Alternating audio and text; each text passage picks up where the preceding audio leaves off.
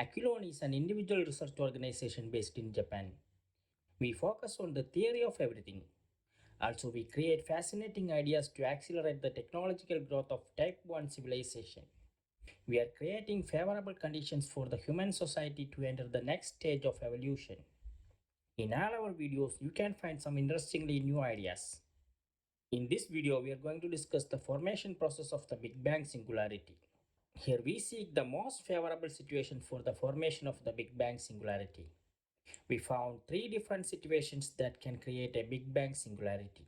So we are explaining all these three situations here and its possibilities to form as a singularity. All these three situations can create a singularity. But we are choosing one situation as most favorable because of its advantages to support the Big Bang and the after effects of the Big Bang. The origin of our universe is one of the most discussed topics in physics. Several theories have been put forward to explain the origin of the universe. Based on the evidence, the theory of the Big Bang is widely accepted now. But we still do not know what was there before the Big Bang. The Big Bang can be taken as a focal point. Let us call the universe before the Big Bang as the primordial universe. The universe that created after the Big Bang can be called as the visible universe. The Big Bang was created by a singularity that was created by a very strong unified gravitational interaction. We cannot guess how many billions of years it took for the formation of this Big Bang singularity. The force of gravity during this period was beyond our imagination because the Big Bang singularity was not created in just a moment. People say none of the other fundamental interactions we know now existed at that time. But it is possible that gravity and the other fundamental interactions acted as a single interacting force. That is why we call the gravity of that period the unified gravitational interaction. That may be the secret of the high gravitational strength of the Big Bang singularity. Here we discuss the interactions between energy and space. The main thing to say here is that the same amount of space is essential for the energy in the universe. There are many ideas about the universe before the Big Bang. Here we will tell you our conceptions on this period. If you had watched our other videos on this playlist, you may have some ideas about the state of energy of that period. The Big Bang singularity has been overcome by adverse conditions such as low reactivity and lack of basic forces other than the unified gravity. What we understand about gravity here is that it is part of the energy and it will be always be with the energy like a fellow traveler who can never be left behind because the energy is always holding a proportional space into it. That is why Albert Einstein considers time as part of space. We cannot say now about the total energy of the universe or whether the Big Bang singularity was composed of all the energy that existed at that time. The possibility of a multiverse is emerging before us now. Here we will try to understand more about the state of the primordial universe. Our universe is a lot wider than we recognize it now and it is still expanding. We would like to call the universe before the Big Bang as the primordial universe. So the universe before the Big Bang must have been even bigger. The forms of energy that have been scattered over a very wide space converge into a singularity in a very small space. These early forms of energy we call the primordial particles. That is, the vast universe collapsed into a singularity, which then begins to expand again as it did by the Big Bang. The universe has been expanding for billions of years since the Big Bang. Then, how many billions of years will the universe take to get to the moment that caused the Big Bang? Today, we know how a star is born in large molecular clouds. In that molecular cloud, the particles of energy are attracted to each other to form a very large structure, going through a very complex process, and it takes billions of years to become a star. If it took such a long time to form a star, how long would it take for the formation of the singularity, which is responsible for the universe that contains billions of stars we see today? Then we have to say that there was a time before the Big Bang. Here we are placing a picture from our observations to describe the state of the universe before the formation of the singularity. Picture the primordial universe. We can imagine it as the primordial universe. The black spots in the picture are the energy forms or the primordial particles scattered throughout the universe. Now let us take a look at the Big Bang singularity. The Big Bang singularity is still something that we can all marvel at. Our universe is far wider than we can imagine. With considering the wide universe, the Big Bang singularity was a very small sphere that contained a lot of energy in such a vast universe. It achieves a spherical shape because of the pressure exerted by energy and space on all sides. Its size was so small comparing with the vast universe because it was completely eliminate the space inside it. The primordial particles can only interact with the help of the unified gravity. They were scattered in the space individually. When they are isolated forms of energy, each of them has its own gravitational field and it is generally less powerful. For example, once two primordial particles are combined together, then they can create a slightly stronger common gravitational field. Here, they are not combining together only, they are combining their associated space also. So, they will share their space also together. So, it has a common space and gravitational field now. This interaction can be described as the first phase of the evolution of the universe. If the primordial universe were in a state of equilibrium, not even the Big Bang singularity would have formed. So there must be an unbalanced situation in the primordial universe. That is why the primordial universe, the amount of space or energy must have been greater than any one of these two. If the amount of space is little more or less, it will create an imbalance over there. It was this imbalance that led to the formation of the Big Bang singularity. This is one of the main reasons for the subsequent Big Bang also. By this, we can understand the self evolving universe. Let us examine the possibilities for the gathering of the primordial particles together to form the Big Bang singularity. One possibility is none of these primordial particles were distributed in the primordial universe in an exact proportion. There was a variation in the number of particles distributed in each region and the distance between them. Therefore, a widespread imbalance was evident in the primordial universe. Due to this imbalance and the lack of a precious criterion for the distribution of particles, there was a situation where the particles could interact. Things become much easier when gravity, the basic nature of the energy, was added to stimulate it. Wherever they are able to interact, the particles are attracted to each other with the help of gravity. Therefore, according to the theory of relativity, we can say that there was a time in the universe before the Big Bang. The fusion of primordial particles based on the theory of relativity can explain in this way. Two primordial particles from a curvature in space at two different places were combined together to create a slightly larger curvature. In any case, space is necessary for energy to exist. Therefore, whenever we think about energy, there must be a space with it. Therefore, when we say the fusion of energy, it must also mean the fusion of space. Thus, we can see the possibility of the formation of new forms fusing by mutual attraction. According to this possibility, the Big Bang could happen at any time. But we cannot explain a lot of things after the Big Bang like baryon asymmetry and all. The next possibility is that all the particles were evenly distributed over a fixed distance at the same ratio in space. In this case, the universe is in a state of equilibrium. There, the gravitational fields between them are preciously aligned. Now, the particles are less likely to collide with each other because they don't want to disturb the equilibrium. So, the first assembly of the particles is unlikely. For the particle synthesis to be possible beyond this, there must be an external intervention that disturbs the equilibrium of that system. Thus, this possibility can also be ruled out as an external intervention cannot be seen anywhere else. Suppose now the balance of the system is abnormally broken and the particles come together, a singularity is formed and a Big Bang is possible.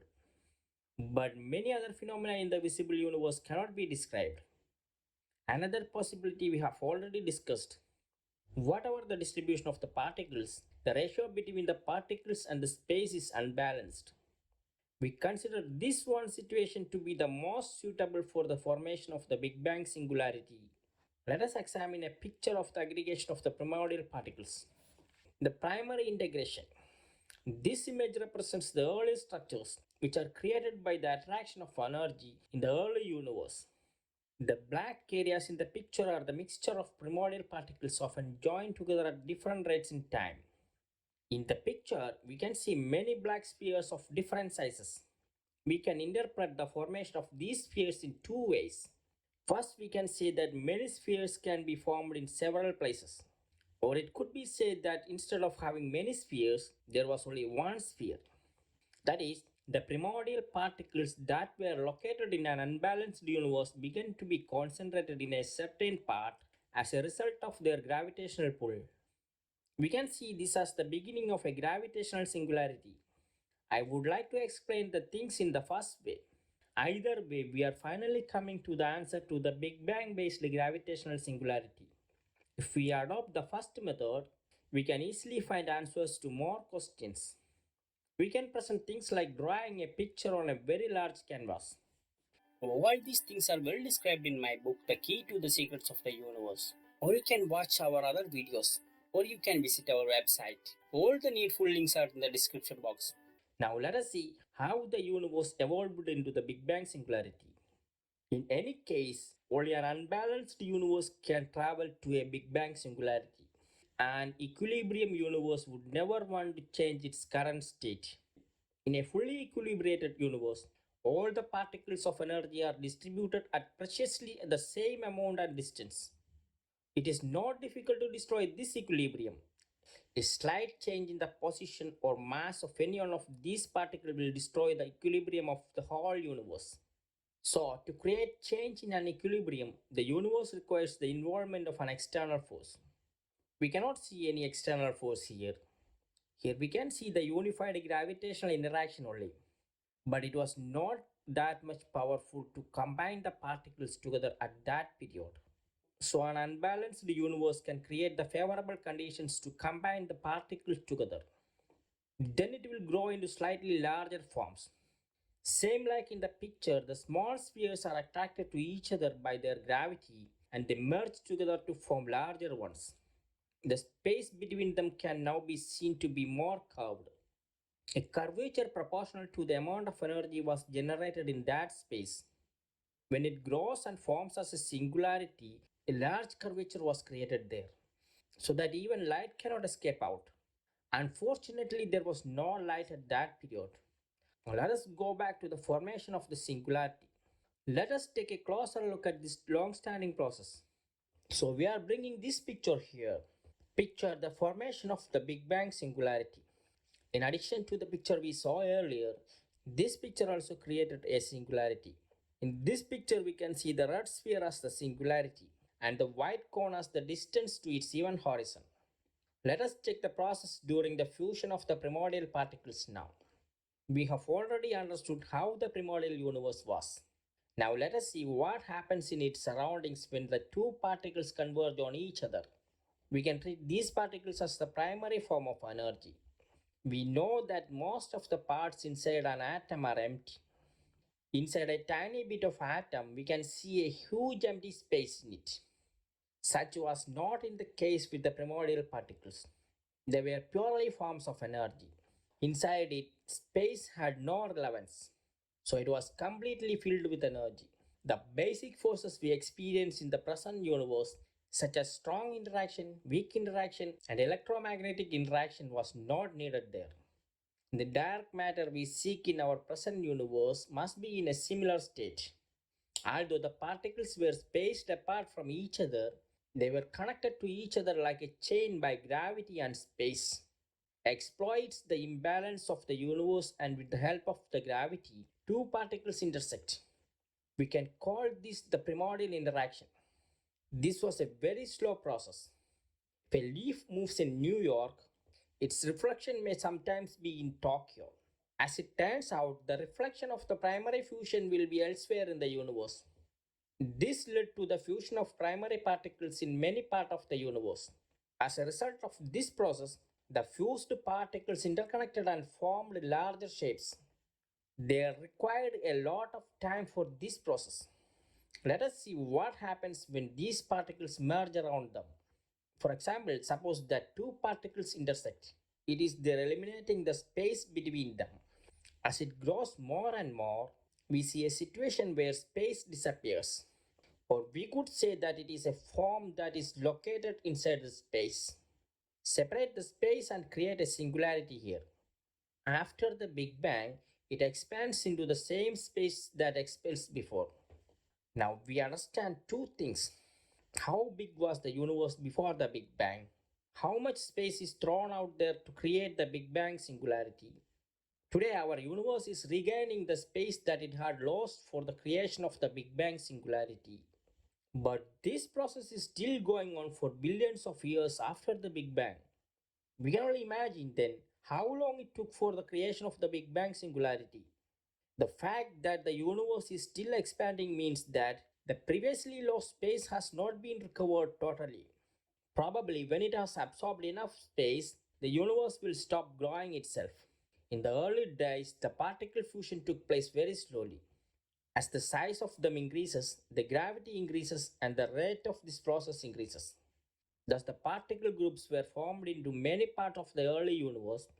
With the help of gravity, they are attracted to one another and thereby converge on the massive structure. So, I can clearly say that there was a time before that. We can say that a new time was born with the Big Bang. A space time will already be created there. If we look at the history of a particle in this way, we can split the time into several stages. A time until a particle remains in that state.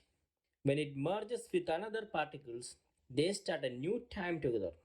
Now it has two distinct time scales for that particle. Its initial time and the new time which it began to join with the other particle.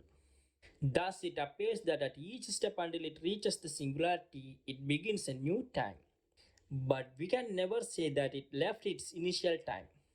With the Big Bang, energy takes on a new form. Energy undergoes many changes and acquires all its fundamental qualities which it did not yet acquire before and comes to a new form.